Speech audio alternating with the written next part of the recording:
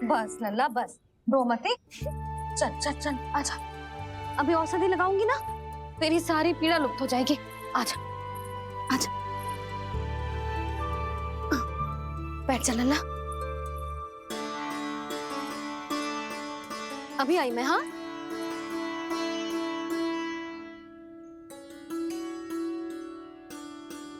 मैया। अरे तो अभी तक रो रो है? क्या कह रही थी सारी गोपियां? बता। के मेरा लल्ला श्री नारायण का अवतार है, दिव्य है, भगवान है। और जो भगवान इतनी छोटी सी चोट पे रोते हैं क्या? इतनी तो लगी भी ना है तुझे जितना तो तू आ ऊ कर रहा है।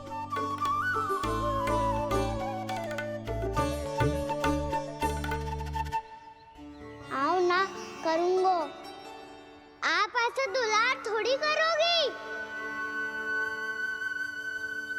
ओहो, वृंदावन का गौपालक जे इतनी छोटी सी चोट पे रोता है ना?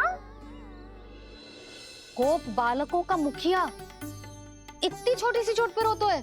मेरा लल्ला तो सबसे शक्तिशाली है, जे इतनी छोटी सी चोट तो क्या बड़े बड़े राक्षसों से भी ना घबराता है।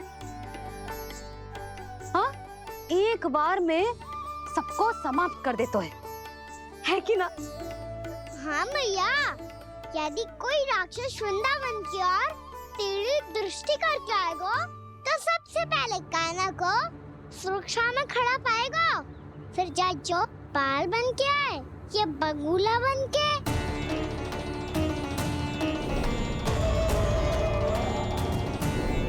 ना लल्ला, सोचो भी मती, वृंदावन की सुरक्षा करना तेरा दायित्व ना है। तुझे और कोई संकट का सामना करने की आवश्यकता ना है। अभी तो मेरी पीड़िता का हरण कर रही थी, अचानक से क्या हो गया मैया को? कोई आवश्यकता ना है तुझे ऐसे संकटों का सामना करने की। आने दे आज तेरे बाबा को, सीधा सीधा बोल दूंगी। बहुत हो गए उनके तर्क वितर्क। मेरा फूल सा लल्ला वन में अकेले गौचारण के लिए ना जाएगो। आज बगुले ने निकल लियो, कल कछु और हो जाए तो? नारायण ना करे, कहीं कछु ऊंच नीच तुझे कछु हो जाए तो? मैं तो जीते जी मर जाऊंगी।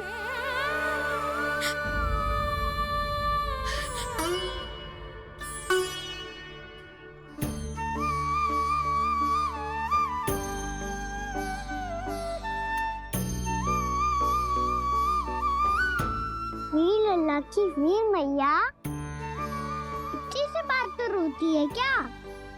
क्या करूं कान्हा, तुझे ऐसे बार बार संकट के मुंह में जाते हुए ना देख सकती मैं। तो फिर मैया मैं वचन देता हूँ, आज के बाद मैं गौचारण के लिए तभी जाऊंगा जब आप आज्ञा दोगी। पक्का? छल ना करेगो ना मेरे साथ? मैंने कब छल करो मैया? अच्छा ठीक है, ना करूँ छल। यदि आपसे पूछे बिना बाहर निकलो तो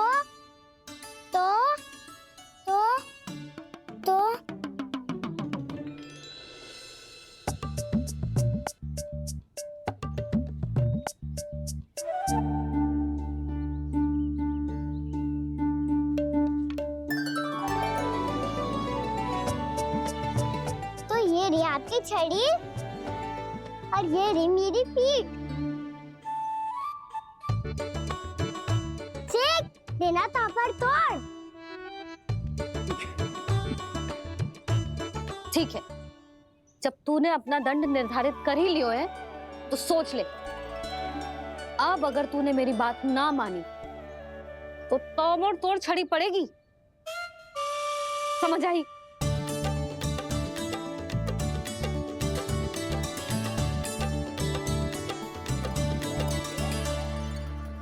अच्छा ही है कि कान्हा कुछ दिन घर ही रहे। आज वन में जो हुआ है अवश्य कंस ने ही करवाए हुए वो सब।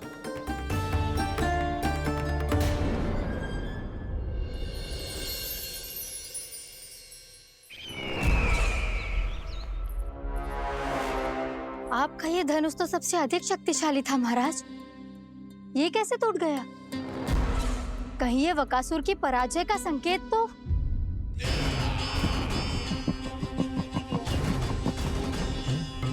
प्राप्ति, लगता है तुम्हें शुभ समाचार मिला नहीं। उस बकासुर ने उस विष्णु अवतार को जीवित ही निगल लिया है। अरे अब तक तो उस नन्हे से बालक को पचा भी चुका होगा वो। उसके तन में रक्त बनकर वो विष्णु अवतार और उसकी शक्तियां दौड़ रही होंगी। क्षमा कीजिए महाराज।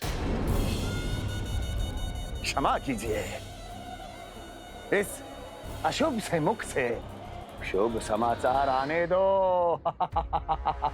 माथे के बल को ढीला करो, चेहरे पर मुस्कान लाओ और कहो, महाराज, वृंदावन में मातम फैल चुका है। मैं ऐसा ही करता महाराज, यदि सूचना सत्य होती तो।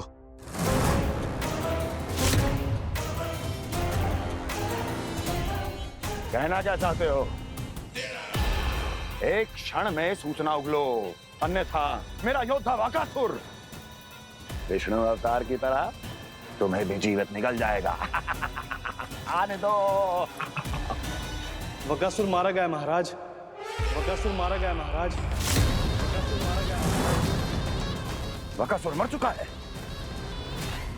असंभव। असंभव। बकासुर ने उस बालक को निगल तो लिया था, पर उसकी सुरक्षा करने के लिए सभी देवता वहां प्रकट हो गए, पर फिर भी कोई बकासुर का सामना नहीं कर पाया। और फिर क्या हुआ? वो बालक स्वयं ही बकासुर के उदर से बाहर आ गया और उसकी चोंच तोड़कर उसकी हत्या कर दी।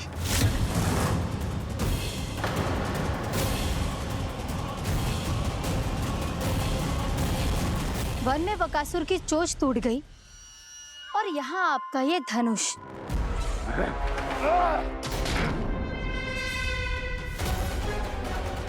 केवल नहीं टूटा तो आपका ये भ्रम महाराज।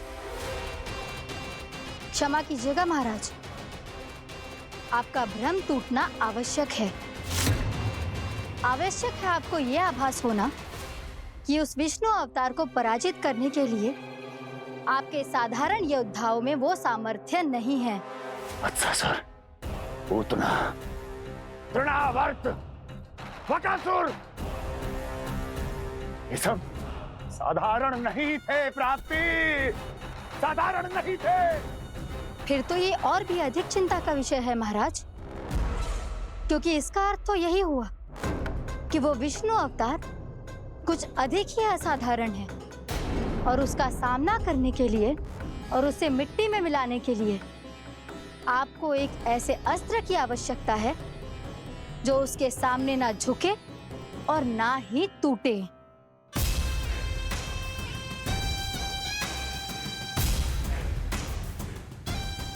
तो फिर मैं ऐसा ही अस्त्र ढूंढूंगा, चाहे आकाश पाताल एक क्यों ना करना पड़े मुझे, 10 दिशाएं 14 भुवन क्यों ना नापने पड़े मुझे। मैं उस अस्त्र को अवश्य ढूंढ निकालूंगा जो उस विष्णु अवतार के प्राणों की डोरी इस धनुष की तरह तोड़ सके।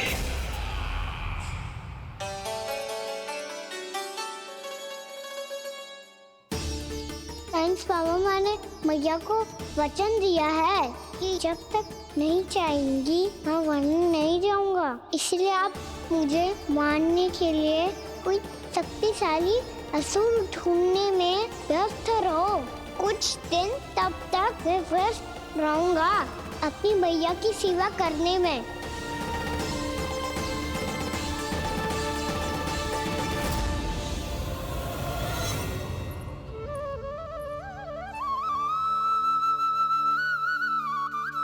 लो मैया, तुलसी जी को चढ़ाने के लिए जल।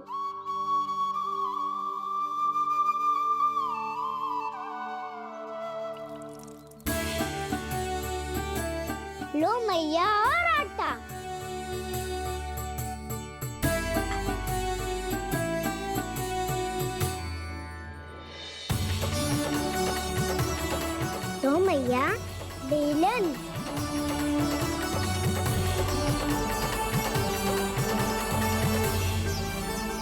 ले तनिक खा ले। ओ मैया, भूख ना लगी है। बिना भूख के खाने से क्या लाभ? और तेरा जब पेट तो कह रहा है कि उसे भोजन चाहिए। और लाभ कैसे ना है लल्ला? भोजन का लाभ है ना, तन को पोषण मिलेगो, स्वास्थ्य बनेगो, जे तेरी भुजाओं में शक्ति आ जाएगी ताऊ के जैसी, ताऊ से भी अधिक। तेरे जे केस भी लंबे हो जाएंगे। सच्ची मैया? सच्ची, माप के देख लियो नित्य दिन। तनिक खा।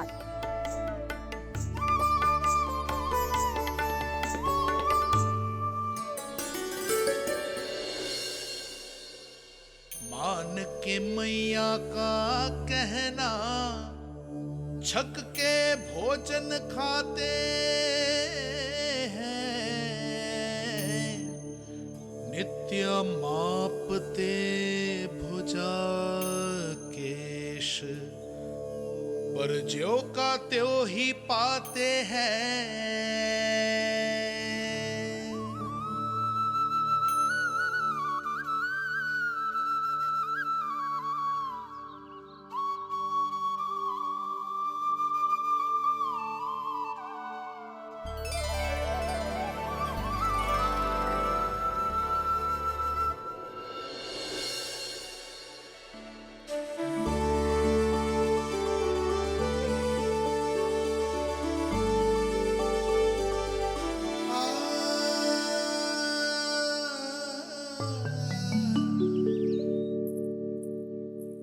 ले लल्ला, फल खा ले। ना, मुझे ना खाने फल वल। क्यों? लंबे केस और शक्तिशाली भुजाएं ना चाहिए? व्यर्थ है ये सब। पिछले 10 दिनों से देख रहा हूँ, ना केस लंबे हुए हैं, ना भुजाएं शक्तिशाली बनी है। 10 दिन में का चुनाव होने वाला। 10 सप्ताह ऐसे खाएगो ना, तब जाके कछु बदलाव दिखेगो। समझ आई? चल अब खा ले। वैसे भी मुझे बहुत सारी तैयारियां करनी है आज। इसीलिए मैया, एकादशी के व्रत के लिए लल्ला। सुनो जी, सारी सामग्री आ गई? हाँ, तुमने जो कही थी सब ले आए हूँ।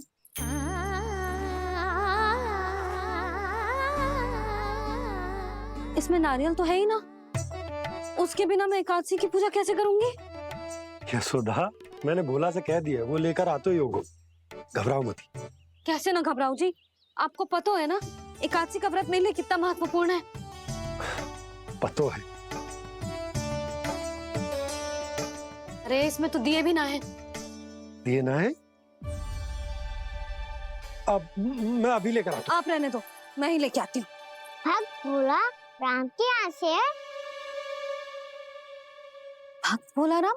मेरा अर्थ है कुमार भोला यहाँ के यहाँ से। हाँ हाँ, वो ही।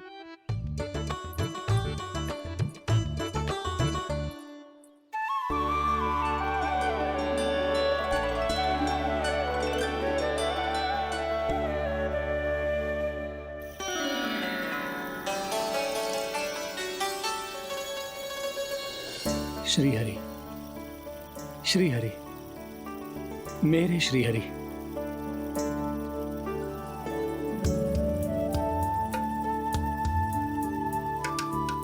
मेरे श्री हरि। भोला राम, मेरी मटकी तैयार है। मेरे श्री हरि। मेरे श्री हरि।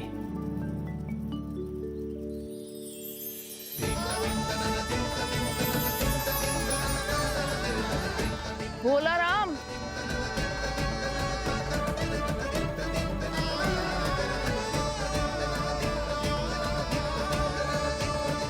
भोला काका, ओ भोला काका।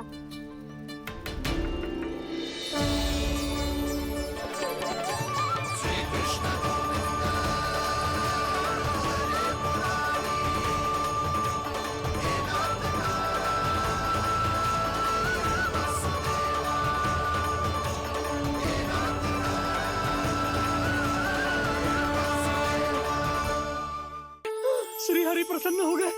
मेरे श्री हरि आ गए, मेरे भगवान आ गए।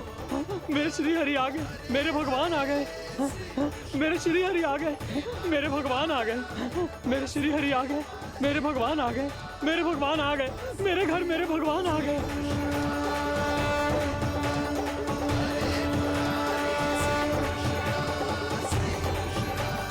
मेरे घर आ गए, मेरे श्री हरि आ गए, हाँ मेरे श्री हरि आ गए। जे तो बावले थे ही, अब बालकन को भी साथ में मिला लिए। उज्जवल क्या कर रहा है? अरे ठहर जा बोला।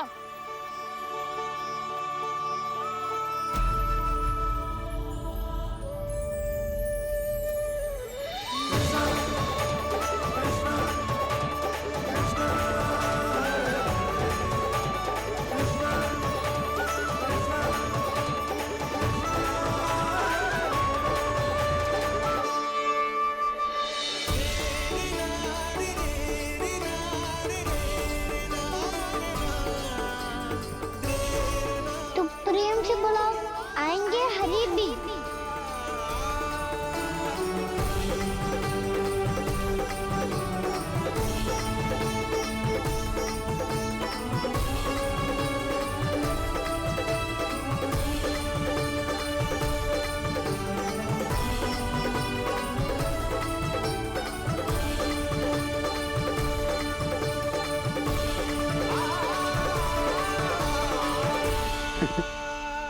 क्या वो गाना? किसकी धुन में झूम रहा है तू? निर्मल निशा भक्ति की धुन में।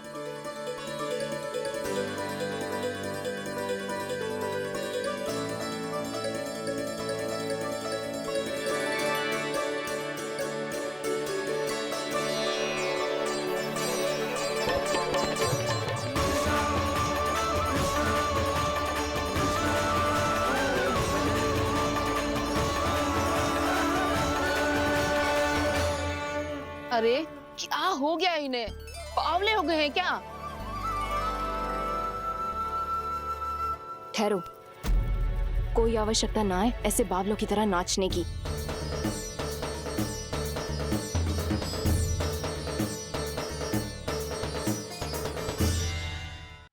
जे बावले ना है मौसी, भक्ति में रम गए हैं।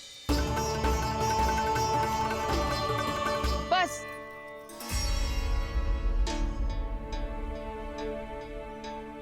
हम सब कब से खड़े हैं यहाँ, पर तुम्हें कुछ ध्यान ही रहा है।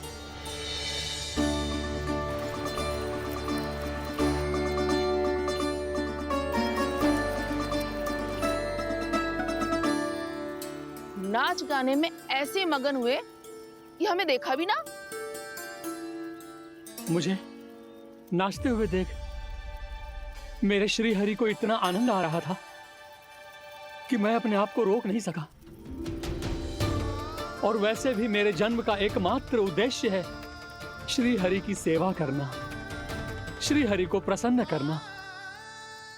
तुम बावले हो भोलाराम, या हमें बावला बना रहे हो? श्री हरि और तुम्हें देख रहे हैं।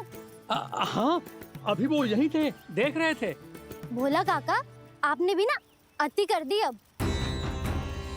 हमें भी बताओ तनी, कहाँ थे श्री हरि?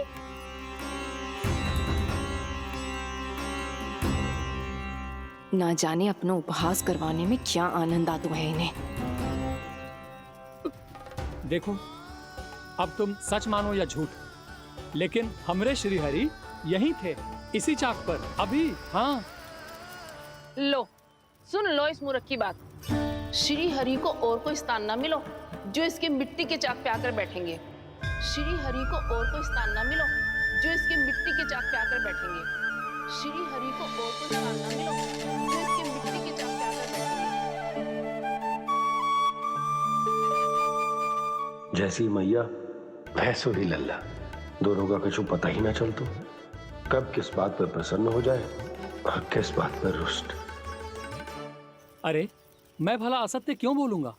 अभी अभी यही थे श्री हरि। हाँ,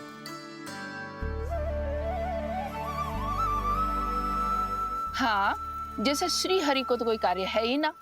वो तो आतुर होके बैठे रहते हैं कब तुम हरि हरि बुलाओ और वो दौड़े चले आए। भगवान तो भक्तों के पास आने के लिए सदैव आतुर रहते हैं। बल्कि सत्य तो यह है कि भक्तों के मन में ही निवास करते हैं भगवान।